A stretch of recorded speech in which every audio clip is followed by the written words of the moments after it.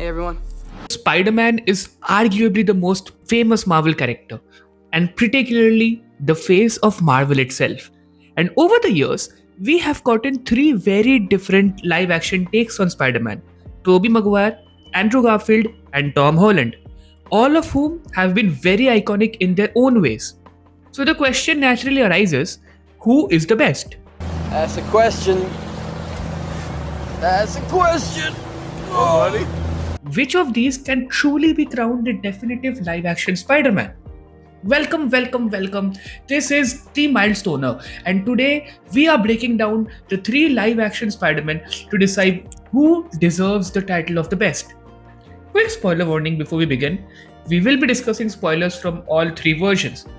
Also, do let me know in the comments what your thoughts are, and let's have a lively discussion. Now, I am going to approach this in a slightly offbeat kind of way. I have set up six distinct categories, and in each one, I'll be ranking the three Spider-Man from first to last. And at the end, we'll tally everything up, and the Spider-Man with the lowest total score will be crowned the best overall. You didn't understand that? Don't worry, you will as we go through the categories. So, with that out of the way, let's begin. Okay. First up, strength and durability. Starting with Tobey Maguire. His trilogy is full of moments that showcase his raw strength and endurance. The most obvious example is him stopping the train in Spider Man 2. Yes, he does pass out afterwards, but that is still an insane feat, especially considering it happens right after a brutal fight with Dr. Octopus. He also tanks an absurd amount of damage in Spider Man 3, taking multiple hits from Sandman's giant form while being strangled by Venom, and still managed to get back up for the final fight. And I feel his best showing comes in that final fight with Green Goblin in the first film. He's brutally beaten, takes a bomb to the face, and still has the strength to defeat Green Goblin. Andrew Garfield, on the other hand, doesn't really have that many standout strength or durability feats.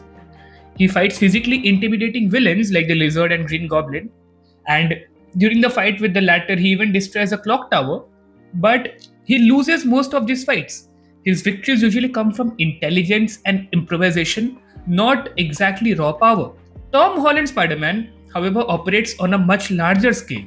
He survives an entire building collapsing on top of him, redirects a cargo plane mid air, tanks the full force of a bullet train, and holds a massive ferry together. On top of that, he goes toe to toe with two super soldiers and even takes a direct hit from Thanos. So, with all that in mind, Andrew is clearly in last place here. Between Toby and Tom, while Tom absolutely has bigger feats, it is important to know that he often has far more advanced and durable suits helping him out, while Toby is essentially relying on his body and a relatively simple suit. Because of that, I'm giving Toby the edge in this category. Next up, we have IQ. Now, Spider Man is widely regarded as one of the smartest characters in Marvel, and this category really highlights the differences between the three portrayals. Tobey Spider Man is said to be extremely intelligent, but we are never shown that on screen. We are told he's the smartest kid in class, but it's never displayed. The most overtly smart moments he has are figuring out Venom's weakness to sound and using water pressure to defeat Sandman. Outside of that, his intelligence is mostly implied rather than demonstrated. Andrew Spider Man has a much stronger showing here. He actively uses science as a weapon, he designs and builds his own web shooters, creates the antidote for the lizard, and demonstrates strong intuition by uncovering his father's hidden lab. He also shows impressive battle IQ, particularly in how he handles Electro by manipulating the environment. Tom Holland, however, is constantly portrayed as a full blown genius. He is the one who devises plans to take down both Ant Man and Ebony Maw. He tinkers around with Chitauri tech even though he's never seen it before, creates his own web fluid. I think there was a version 3 that he perfected, and even designs a suit using Stark tech. His biggest intelligence feats, however, come in No Way Home, where he easily outsmarts Doctor Strange by using geometry against him in the mirror dimension. And he even comes up with cures for every single villain. So, in this ranking, I will have to give Tom the edge, with Andrew in second place and Tobey coming in last. Next up, we have abilities. This category includes Spidey's agility, his fighting style, and most importantly, the spider sense. Now, the three Spider-Men could all have certain advantages of their own, and I will count that in this category. Starting with Tobey, his Spider-Man has always had a very rustic, grounded fighting style. He's always fought more like a street brawler, relying on pure strength, durability, and sheer willpower rather than finesse. And he takes a lot of beatings, but he still manages to get up. His spider sense was also always quite strong. He was consistently able to detect incoming threats early, which allowed him to stay flexible and alert during combat. However, one of the biggest advantages his Spider-Man has is the organic webbing, which means he never has to worry about his webs running out during a fight. Andrew Spider-Man was portrayed as the most agile of the three. His movements are fast, fluid, and he, out of the three, feels the most like a spider. Whether it is swinging through New York, or dodging electro zaps, or fighting the lizard, his body language has always resembled an actual spider in motion. He also possessed an extremely acute spider sense, which allowed him to react to danger almost instantly and maintain a very high reaction speed during combat. And then we have Tom Holland. Tom Spider-Man often relied more on raw strength than a distinct fighting style, but he had a major advantage in the form of stunt technology, which frequently allowed him to gain the upper hand early in the fights. That said, his biggest strength in this category is easily his spider sense. It is arguably the most refined and effective out of all three.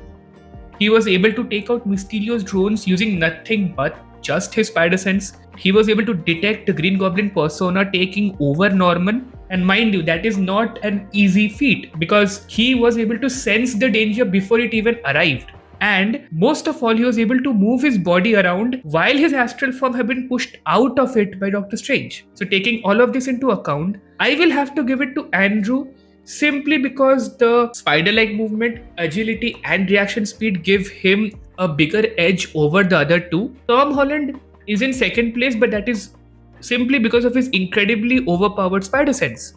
And Tobey unfortunately has to come in last. Next, we have the most difficult category, suit. Since each Spider-Man has gone through multiple suits over their run, I am keeping things fair and focused. I'll only be considering the first prototype suit and one main suit for each Spider-Man. For Tobey, that would be the wrestling suit and his classic Raimi suit. I am deliberately excluding the black suit here because as iconic as it is essentially a recoloring of the original design. For Andrew, I'll be looking at the Vigilante suit from the Amazing Spider-Man and the TASM 2 suit because that is arguably his main suit. And for Tom Holland, things get complicated. Tom technically has had three main suits aside from his homemade one. However, if we had seen more of his final suit, this category would have gone to him straight away, no discussion. But for now, I'll only be considering the Stark suit and the red and black suit. Now that said, most of Tom's suits are fundamentally Stark suits, not fully independent Spider-Man suits. So that takes away a lot of the identity of Spider-Man from him. If we're talking about which suits truly scream Spider-Man, the two obvious standouts are the Raimi suit and the TASM 2 suit. Both are clean, expressive, and instantly recognizable. I will have to give the edge to the Raimi suit, however, not only because it's incredibly comic accurate, but because it's arguably the most recognizable Spider-Man suit of all time. Even when it comes to prototype suits, Tobey's wrestling suit is immediately iconic. The design, the colors, the homemade feel, it just feels like Spider-Man in his earliest form.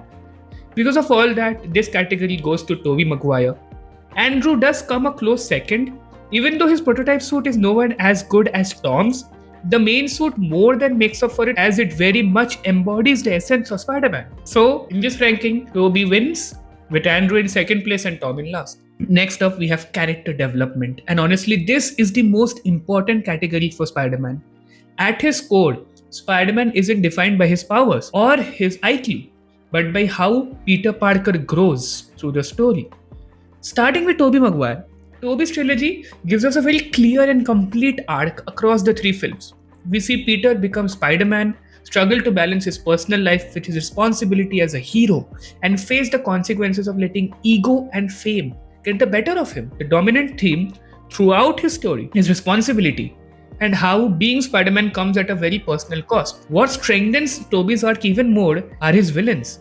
Almost all of them have a personal history with Peter, mentors, friends, father figures, and that reinforces the idea that Spider-Man's greatest battles are emotional as much as they are physical. Andrew Garfield is the odd one out here. He is the only Spider-Man who never got a full trilogy. But even with that limitation, we still see a lot of meaningful development.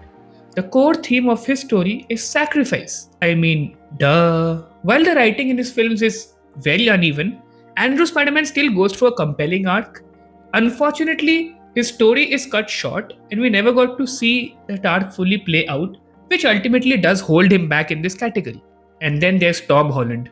Tom Spider-Man has the advantage of having the most screen time, so his arc is the most clearly defined. His journey is all about identity. He starts out as a kid thrown into a world of gods and heroes, desperate to prove himself. And over time, he has to learn to stop relying on mentors, stop looking for shortcuts, and accept that being Spider-Man means taking responsibility with no reward and no recognition. All of that culminates beautifully at the end of No Way Home, where he finally swings off alone, fully embracing what it truly means to be Spider-Man. Because of that, the win here easily goes to Tom Holland, with Tobey Maguire coming in a close second and Andrew unfortunately in last place. And finally, we have comic accuracy, the make it or break it category for any live action Spider-Man. This is about how closely each version aligns with Stan Lee's original vision of the character. Starting with Tobey Maguire. Tobey absolutely nails the Peter Parker side. He's nerdy, awkward, clumsy, and genuinely good-hearted.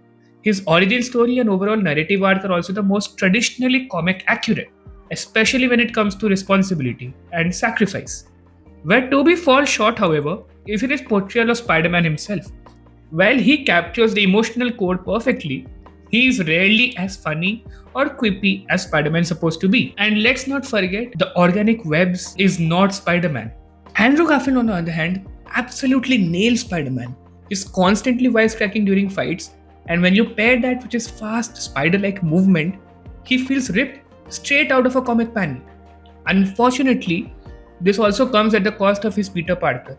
Andrew's Peter feels more like a cool geek than the shy, awkward teenager Peter is meant to be. On top of that, the Amazing Spider-Man 2 introduces the idea that Peter is essentially a chosen one thanks to his unique Parker DNA.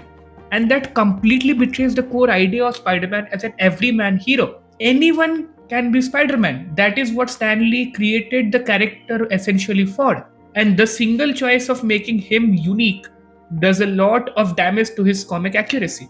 And then we have Tom Holland. Now, Tom arguably delivers the most balanced portrayal of the character. He perfectly captures the nerdy, awkward teenager side of Peter Parker, which is helped by the fact that he's also the right age for the role. At the same time, he also gets Spider-Man's humor and quips right, as well as his quick thinking. Where Tom falters, however, is in his story's context. For a large portion of the MCU, he operates under Tony Stark's shadow. He often feels more like Iron Boy than Spider-Man, something which is largely inaccurate to the comics, where Peter is essentially defined by his independence.